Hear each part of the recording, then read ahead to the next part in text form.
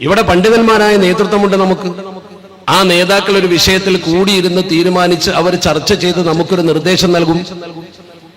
ആ നിർദ്ദേശം നൽകാൻ അവർ ചർച്ച അകത്ത് നടത്തേണ്ട വിഷയം നമ്മൾ പുറത്തു പറഞ്ഞുകൊണ്ട് സമൂഹത്തിൽ ചിതറയുണ്ടാക്കിയാൽ ഈ ഉലമാക്കളിലും ഉമറാക്കളിലും ഉണ്ടാകുന്ന ഈ അപകർഷതാ മനോഭാവം ഈ സ്ഥാപനങ്ങളും നടത്താൻ സാധ്യമാകാത്തൊരവസ്ഥയിലേക്ക് സമൂഹത്തെത്തിക്കും.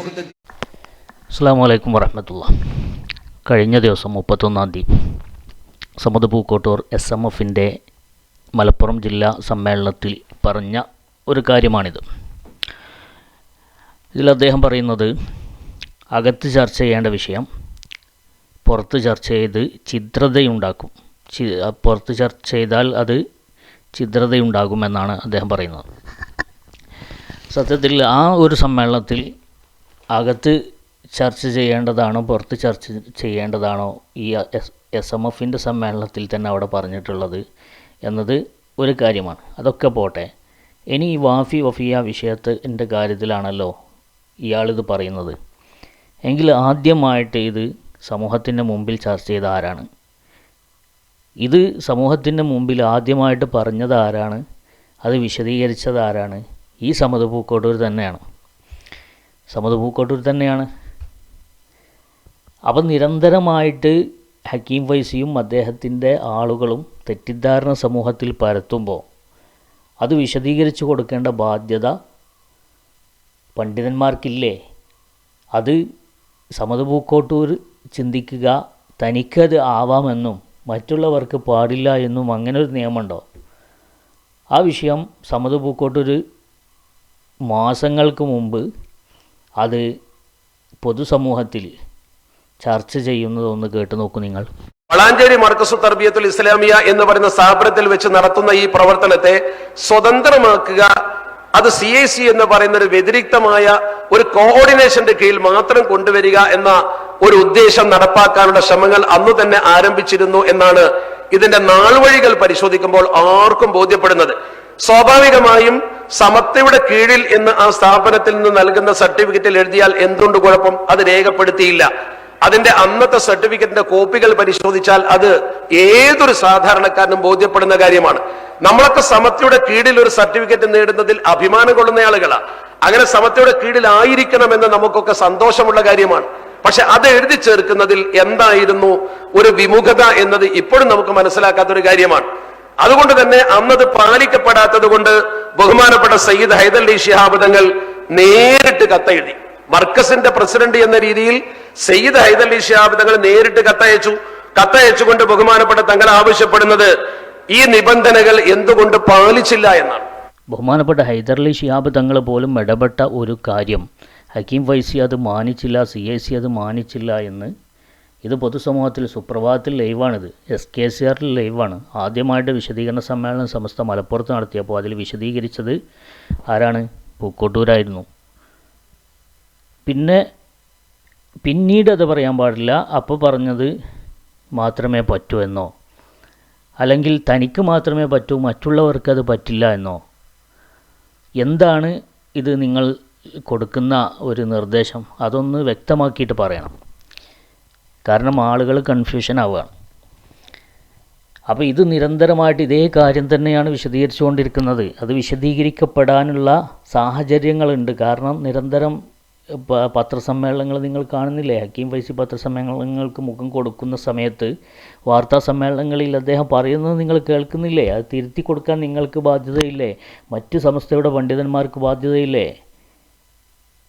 അപ്പോൾ നിങ്ങൾ എന്തെങ്കിലും താല്പര്യങ്ങൾക്ക് വേണ്ടി ഒളിഞ്ഞിരിക്കുകയാണെങ്കിൽ മറ്റുള്ളവർ പറയുന്നതിനെ നിങ്ങൾ എന്തിനാണ് എതിർക്കുന്നത്? തെറ്റിദ്ധാരണ പരത്തുമ്പോൾ അത് അങ്ങനെയല്ല, ശരി, ഇതാണ് സമസ്ത ഇന്ന കാര്യങ്ങളൊക്കെ ചെയ്തിട്ടുണ്ട് എന്നുള്ള കാര്യങ്ങൾ വിശദീകരിച്ച് കൊടുക്കാൻ അതിന് തന്നെയല്ലേ സമസ്തയുടെ കീഴ്ഘടകങ്ങളുടെ നേതാക്കൾ അതിനേർപ്പെടുത്തിയതല്ലേ? സമസ്ത എടുക്കാത്ത തീരുമാനമാണോ അവർ വിശദീകരിക്കുന്നത്? സമസ്ത എടുത്ത തീരുമാനം തന്നെയല്ലേ വിശദീകരിച്ചു കൊടുക്കുന്നത്? പിന്നെ അത് പറയാൻ പാടില്ല എന്നത് എവിടുത്തെ നിയമമാണ്? പുറത്തത് ചർച്ച ചെയ്യാൻ പാടില്ല എന്നുള്ളത് ഏത് നിയമമാണ്? സമദ് പൂക്കോട്ടൂർ തന്നെ ഒന്നുകൂടി അതിനെ വിശദീകരിക്കട്ടെ. അത് പണ്ഡിത ബാധ്യതയാണ് എന്ന് മൂപ്പര് പറയുന്നുണ്ട്. ആ ഭാഗം ഒന്നുകൂടെ നമ്മളൊന്ന് കേൾക്കുക. അതുകൊണ്ട് ബഹുമാനപ്പെട്ട സമത്വ കേരള ജംഇയ്യത്തുൽ ഉലമാക്കൾ ഈ വിഷയത്തിൽ സഹിച്ച ത്യാഗം, അവർ കാണിച്ച സാവകാശം, അത് നിങ്ങളെ ബോധ്യപ്പെടുത്തുക എന്നതാണ് എന്നെ ഏൽപ്പിച്ച ചുമതല. ആ ചുമതല ഞാൻ നിർവഹിച്ചിരിക്കുന്ന. ഒരു കാര്യം കൂടി പറയട്ടെ, നമ്മുടെ സമൂഹത്തിൽ ഇങ്ങനെ ഒരു വിദ്യാഭ്യാസ സംവിധാനം നമ്മുടെ മുമ്പിലുള്ളപ്പോ ആ വിദ്യാഭ്യാസ സംവിധാനത്തെ തകർക്കുകയോ നശിപ്പിക്കുകയോ ചെയ്യുക എന്നത് ഒരിക്കലും നമ്മുടെ ആലിമ്യങ്ങൾ ചെയ്യുന്ന പ്രവർത്തനമല്ലല്ലോ. ആദർശപരമായ പ്രശ്നങ്ങളെ കുറിച്ച് എം ടി ഉസ്താദ് മനോഹരമായി ഇവിടെ പറഞ്ഞു. ആ വിഷയങ്ങൾ നിങ്ങൾ കേട്ടു. അത് പണ്ഡിതന്മാർ ചർച്ച ചെയ്തുകൊണ്ട് അവർ നമ്മളോട് ഒരു കാര്യം പറഞ്ഞാൽ, ആലിമീങ്ങൾക്ക് ബോധ്യപ്പെട്ട ഒരു കാര്യം അവർ നമ്മൾ അറിയിക്കുമ്പോൾ നമ്മളെപ്പോലുള്ള സാധാരണക്കാർ അത് പൂർണ്ണമായി സ്വീകരിക്കേണ്ടവരാണ്. കാരണം സമത്വ എന്ന് പറഞ്ഞാൽ അഹ്ലു സുന്നത്തി വൽ ജമാഅത്തിന്റെ ആദർശ പ്രസ്ഥാനമാണ്. ആ ആദർശത്തിന് പോറലേൽക്കുന്ന ഘടകങ്ങളെയും ഘട്ടങ്ങളെയും സമത്വ നിരീക്ഷിക്കും. അതിനെക്കുറിച്ച് സമത്വ പഠിക്കും. സ്വാഭാവികമായും സമത്വ അതിനെക്കുറിച്ച് പറയും. കണ്ടോ, ഈ പറഞ്ഞത് എന്താണ്? ആദർശപരമായ കാര്യം, അതായത് ഹക്കീം ഫൈസി ആദർശേരിക്ക് സംഭവിച്ചിട്ടുള്ള ആദർശപരമായിരിക്കുന്ന കാര്യങ്ങൾ സമസ്ത അത് പഠിച്ച് വിശദീകരിച്ച് കഴിഞ്ഞാൽ സാധാരണക്കാരായ ആളുകളെ സംബന്ധിച്ച് അത് പിൻപറ്റൽ അനിവാര്യമാണ് എന്നാണ് അദ്ദേഹം പറയുന്നത്. അത് എന്നെ ഏൽപ്പിച്ച ഉത്തരവാദിത്തം ഞാൻ നിർവഹിക്കുന്നു എന്നും അദ്ദേഹം പറയുന്നുണ്ട്. ഇതുപോലെ മറ്റുള്ളവർക്ക് ഉത്തരവാദിത്തങ്ങളില്ലേ? സമസ്തയുടെ നിങ്ങൾ മാത്രമാണോ SYSൻ്റെ നേതാവ്? നിങ്ങൾ മാത്രമാണോ കീഴടങ്ങളുടെ നേതാവ്? മറ്റുള്ള നേതാക്കന്മാർക്ക് ഇത് പറഞ്ഞു കൊടുക്കേണ്ട ജനങ്ങൾക്ക്. അവർക്കിടയിൽ നിരന്തരം തെറ്റിദ്ധാരണ പരത്തപ്പെടുമ്പോൾ അത് വിഷയം അങ്ങനെയല്ല ഇങ്ങനെയാണ് എന്ന് വിശദീകരിച്ചു കൊടുക്കേണ്ടതിൻ്റെ ബാധ്യത നിങ്ങളെപ്പോലെ തന്നെ അവർക്കുമില്ലേ? നിങ്ങൾ ഈ അവസാന ഘട്ടത്തിൽ, ഈ ഘട്ടത്തിൽ മാത്രം എന്താണ് മാളത്തിൽ ഒളിച്ചിരിക്കുന്നത്? ഈ വിഷയം നിങ്ങൾ എന്താണ് വിശദീകരിക്കാൻ തയ്യാറാവാത്തത്? ഒരു സമയത്ത് നിങ്ങൾ ആയിരുന്നു ആദ്യം അത് വിശദീകരിച്ചിരുന്നത്. പിന്നെ എന്തുകൊണ്ട് നിങ്ങൾ മാറി? ഇതൊക്കെ ചിന്തിക്കുമ്പോൾ ഇതിൻ്റെ ഉള്ളിലൊക്കെയുള്ള കളികൾ പുറത്തേക്ക് വരികയാണ്. അപ്പോൾ ആളുകൾക്ക് ഇത് വിശദീകരിച്ചു കൊടുക്കട്ടെ. അതല്ലേ അവർ ചെയ്യുന്നത്.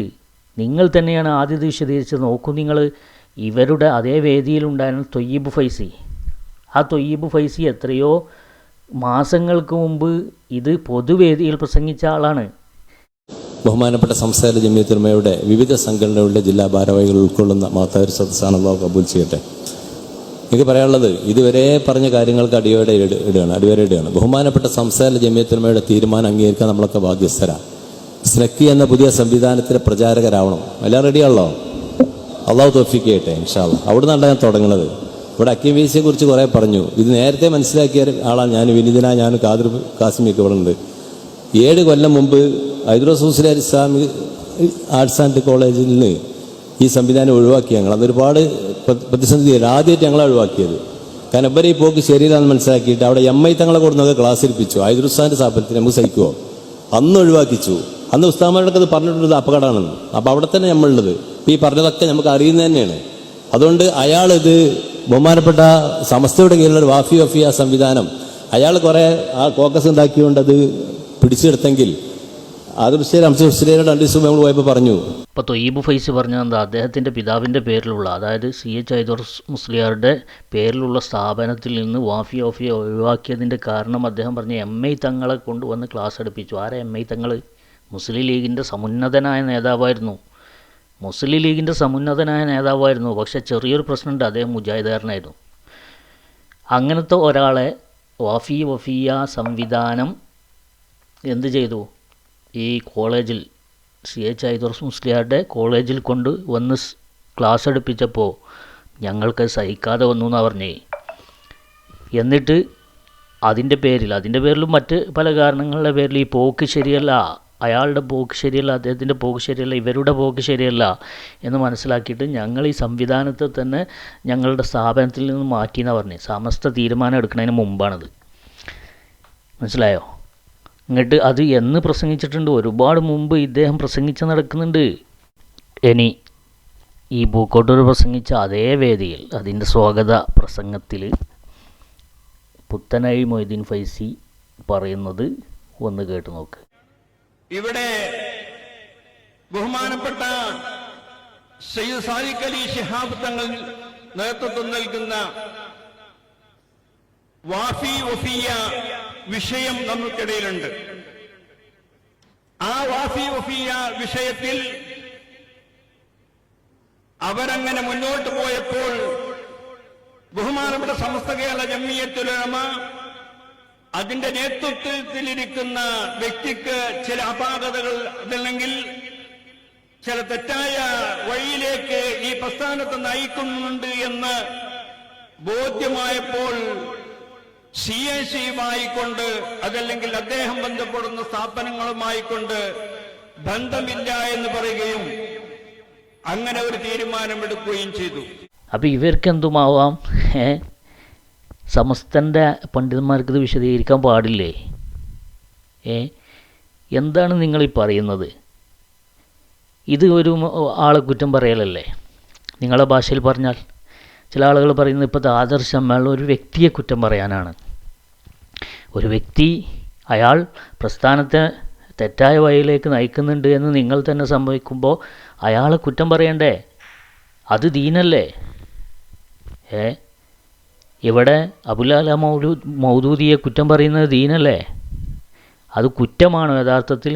മുഹമ്മദ് ബിൻ അബ്ദുൽ വഹാബിനെ കുറ്റം പറയാണ് നിങ്ങൾ ചെയ്യുന്നത് നിങ്ങളുടെ വേദിയിൽ എന്ന് പറയാൻ പറ്റുമോ? കാരണം ജനങ്ങൾക്ക് ആ പിഴച്ച ആശയത്തെക്കുറിച്ച് ബോധ്യപ്പെടുത്തി കൊടുക്കലല്ലേ അത്. നിങ്ങളും അത് തന്നെയല്ലേ ചെയ്തിരുന്നത്. ഈ കാര്യം സത്താർ പന്തല്ലൂർ ചെയ്യുമ്പോൾ മാത്രം എങ്ങനെയാണ് തെറ്റാകുന്നത്? ഹമീദ് വൈസി ചെയ്യുമ്പോൾ മാത്രം എങ്ങനെയാണ് ഇത് തെറ്റാകുന്നത്?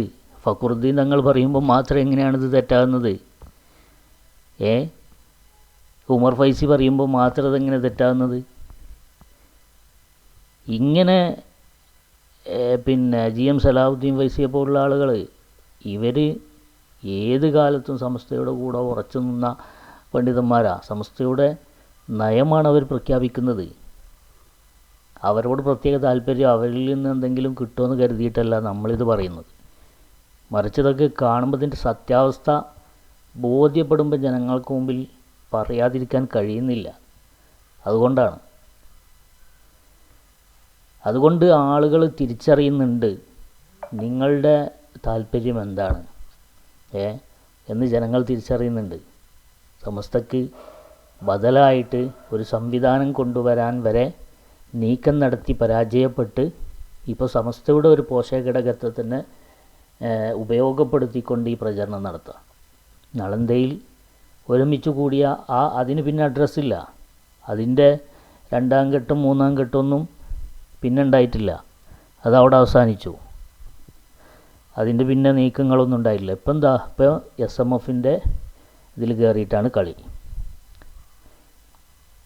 SMFൻ്റെ പരിപാടി നടക്കുമ്പോൾ ഖാദി ഫൗണ്ടേഷൻ അവിടെ മൂലക്കലാണ്. ഖാദി ഫൗണ്ടേഷൻ്റെ പരിപാടികളില്ല. ഇതിലൊക്കെ വർക്ക് ചെയ്യുന്നത് ആരാ? ഈ ഒരേ ടീമാണ്, ഈ കുറച്ച് ആൾക്കാർ. അപ്പോൾ ഇവരുടെ താല്പര്യം എന്താണ് എന്ന് കൃത്യമായിട്ട് ജനങ്ങൾക്ക് ബോധ്യമുണ്ട്. ഒരിക്കലും അത് ദീനല്ല, സമസ്തയല്ല, അഹ്ലുസുന്നത്ത് വൽ ജമാഅത്തല്ല എന്ന് കൃത്യമായിട്ട് ഇതിൽ നിന്നൊക്കെ ബോധ്യപ്പെടുകയാണ്. ആരുടെയെങ്കിലും താല്പര്യം സംരക്ഷിക്കാൻ വേണ്ടി സമസ്തയെ ദുരുപയോഗം ചെയ്യാൻ സമസ്തയുടെ പ്രവർത്തകർ അനുവദിക്കുന്ന പ്രശ്നമില്ല എന്ന് തന്നെയാണ് ആദ്യമായിട്ട് അവസാനമായിട്ട് നിങ്ങളോട് പറയാനുള്ളത്.